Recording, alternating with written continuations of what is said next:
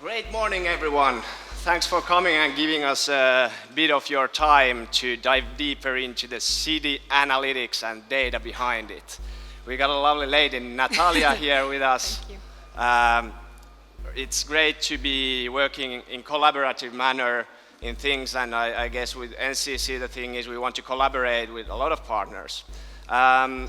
Could you briefly describe, Natalia, what's your story and what's the story behind Chaos? Yeah, sure. And I also want to apologize because this is the first time we are doing this, so let's see how it works a pitch together. But yeah, I have a background in urban planning, and I'm an architect and also engineering in computer science. I have been working a lot in urban planning boards and in the public sector and private, and now I'm CEO at Chaos. We started with a vision that cities need people and people understanding. So we care a lot about people, about you. So you are our core. Yeah, so that's why we wanted to collaborate with Chaos in order to get closer to the people. And I myself, Eelis Rytkönen from NCC Property Development, an urban developer hippie looking at digital and sustainable solutions to be divided into our projects. During the next around 10 minutes, we are gonna go through what we actually want to achieve at NCC, how Chaos has helped us in doing that, how can we actually measure and co-create urban attractiveness potential in the future, and how can we co-create, so basically learnings, what we learned throughout the way through the collaboration. So, put very simple, basically what we want to do is we strive to co-create thriving places in thriving cities. So usable multi-use spaces where people would enjoy their time around multiple things. We want to create them for the citizens, for the tenants, for investors. How does that appeal to you from Chaos side? I think that we are exactly touching similar concepts here. We want to create more livable cities in the world, and hence we are very interested in people. And I guess if you're always thriving for better places, you're concerned about how people are really using the space and how they feel in the space. That's a great match then. And I guess from the citizens side, it always comes to the investors also, that if you got a buzzing place, then probably the investors and the tenants are happy as well. So what we got on show here in Recotech from NCC's part, it's a lot of different kinds of collaboration initiatives between small and large players, and we are talking about these 6 cases along the way on the 2 different stages. But now we are focusing on city data analysis, so in the very early stages of the projects that we are trying to grasp with Chaos. How do you see the city data analysis and the first stages of the projects convert to the actual use and the connection between how those spaces are developed and then how the people feel in them? Yeah. I think that what you're mentioning here is quite important because the value chain in urban planning has different phases, and the ecosystem is used to work project-based. So every time we need some information about where we want to invest or what kind of concept we need to develop, we purchase certain data, we purchase certain analytics, but we don't monitor them through time. So when we come here in early stage and monitor the livability of areas, the attractiveness, how convenient for living they are, we can make decisions of investment or de-investment, for example. So that would be portfolio management. In your case, we're also helping you with that, or the new project we're starting. But also, we understand people and crowds. Like if you don't have a busing area, then you need definitely a new concept for that area to increase the value and so on. So this is concept development as well. That's right. And that's why you need to understand what's happening there actually, how the demographics are and so on, which is how we come to the first problem we got and why we contacted Chaos in the first place. So the question was basically how to engage citizens for urban concept development in the very early stages without having to run like co-creation sessions that are very hard to get people to attend to, or that something that could be utilized on side of that, of those co-creation sessions, sort of a kickoff and then engaging people. So we wanted to know, what do the citizens think about our initial ideas? How could we gather their insights? Why would the passers-by of our projects actually come to there, and why are they going there today, and what they feel are lacking? Do our ideas make any sense?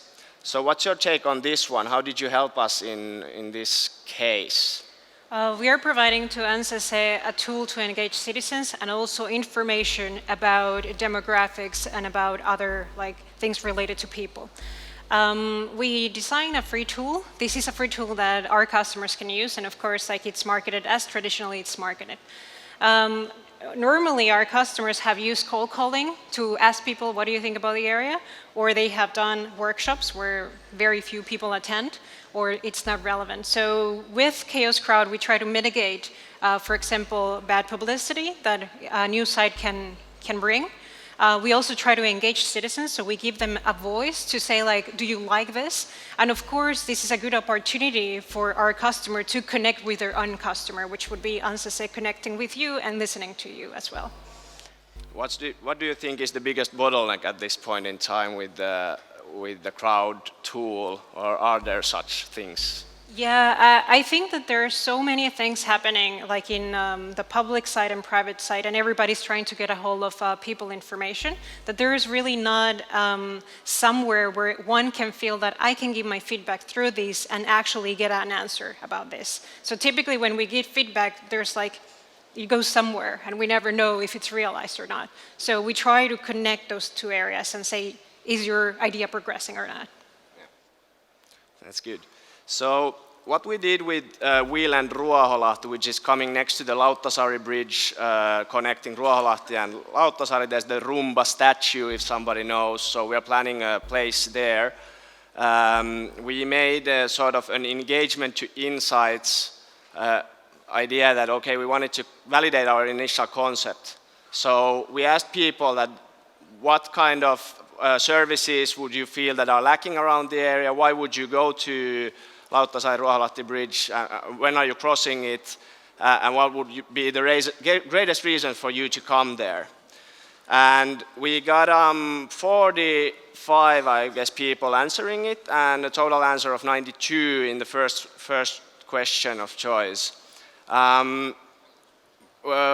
Maybe the problem in here is we should get even more users on board, and that's why we are also here, willing you to check out the whole app in order to get more insights. But we felt that we need to have this sort of questionnaire service, because otherwise, if you just give them a blank idea of, okay, just give your ideas, it's not probably going to go that much forward. But how have you felt with the other tool, where people can just take a photo and I think that there's different cases. When we speak about surveying, it's from one perspective, top bottom, and the questions are designed, so you can actually try to drive the audience. From bottom up, it's when one detects the user has expectations about something, and then you start bringing that forward. So the most important thing here is that not the answers we get from the surveys, but the correlation that we can get through our dashboards, for example, and the platform that we have. So to give you an example here, in the third question, people typically voted for more services in Ruoholahti. So I want to ask something. Who of you believe that Ruoholahti has good services? Not a lot. Well, I will give you some new information today. Most of the people wanted top-notch services, so high class. When I go to our dashboards, I actually saw that Ruoholahti has a lot of services, a lot of very good ones, optional or non-optional, both of them. And then, I will give you more insight in the next slide, but then we also noticed that the people who were answering the survey where actually a male between 25, 38, couple, no kids.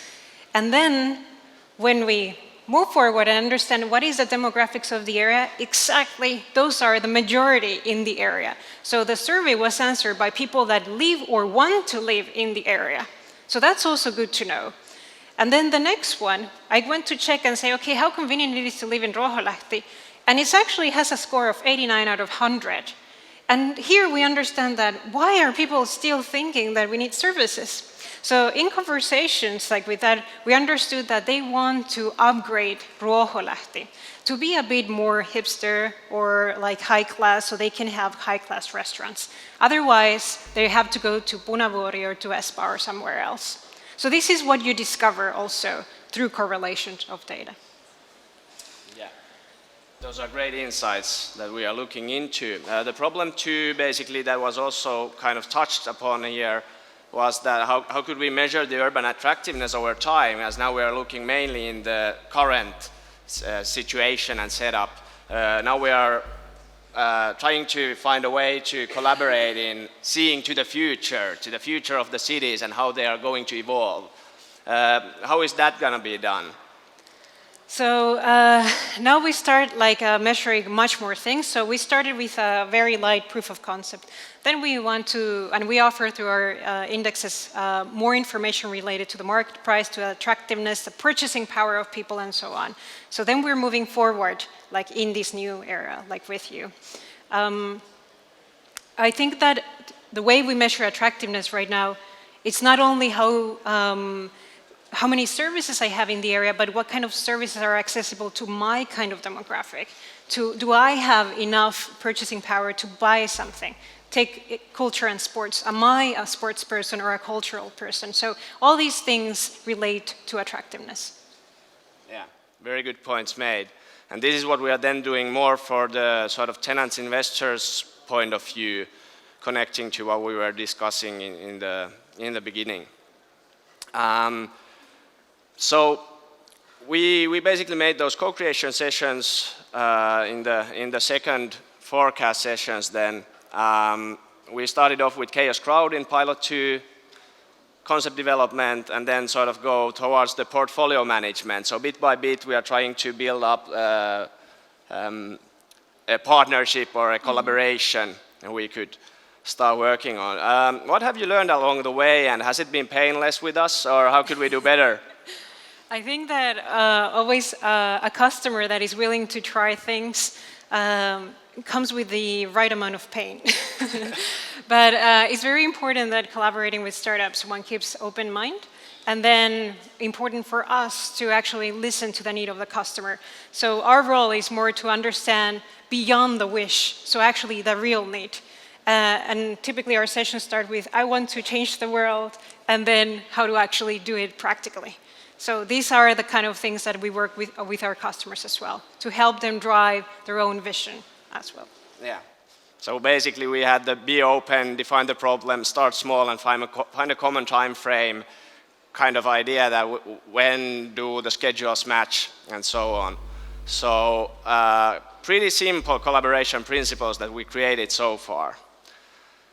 Yeah, basically it's all about co-creating with future tenants and communities, and that's why we have contacted Chaos. It's been a pleasure. I hope you are gonna download the app to comment all our cases and the projects that have their service ongoing in there. And as a reminder, we want everybody to join us in co-creating thriving places in thriving cities. Thank you. Thank you.